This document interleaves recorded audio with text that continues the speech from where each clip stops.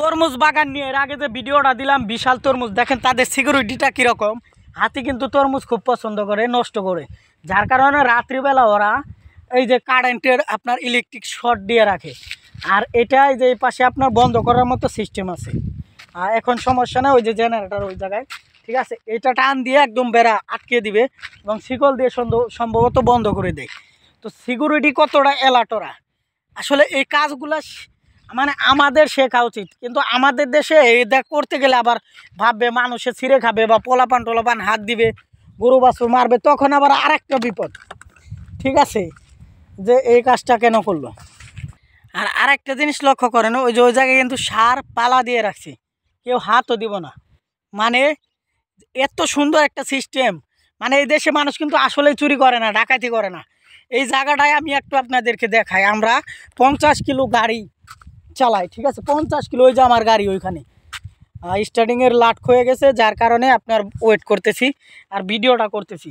যে এই 50 কিলোতে আপনার এই জঙ্গলের ভিতরে কোনো দিন কেউ সামনে এসে দাঁড়ায় নাই। আর বাংলাদেশ হলে নিশ্চিত ডাকাতি হইতো, নিশ্চিত, ঠিক আছে, কারণ অসভ্য ইতর সব আমাদের দেশে। এই যে পাহাড়গুলো দেখতে পাচ্ছেন, ওই সামনে পাহাড়, ঠিক আছে, ক্যামেরায় লেন্সে ধরতেছে না। তো এই পর্যন্ত ওরা তরমুজ বাগান করছে, তারপরে শুধু জঙ্গল আর জঙ্গল। তাহলে সভ্যতা, ভদ্রতা এবং যদি আপনি দিন ইসলামকে মানেন, এই দেশের মানুষ ফরজ হুকুমটা পালন করে, চুরি চামারি খুব কম। এই দেশে তামিল রাইসা ইন্ডিয়ার যারা, ওরা একটু ঝামেলা করে, অরিজিনাল মালায়ুরা খুব ভদ্র, ঠিক আছে, খুব, কারণ তাদের সাথে মিশলে আপনি বুঝতে পারবেন।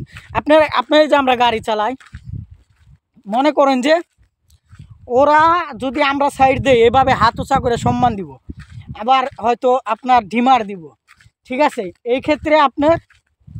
আর আমাদের দেশে আমি একটা দিন দেখলাম যে ইন্দোনেশিয়া একটা সাইডে দিতেছে না হাইলাক্সে, ওটা আমার দেশে হইলে তার টাকা আছে, ক্ষমতা আছে, নাইমা দুইটা মারতো ড্রাইভারকে, কিন্তু এই দেশে তা নাই, ধৈর্য ধরে তারা যাইতেছে, নিয়ম শৃঙ্খলা মেনে চলে।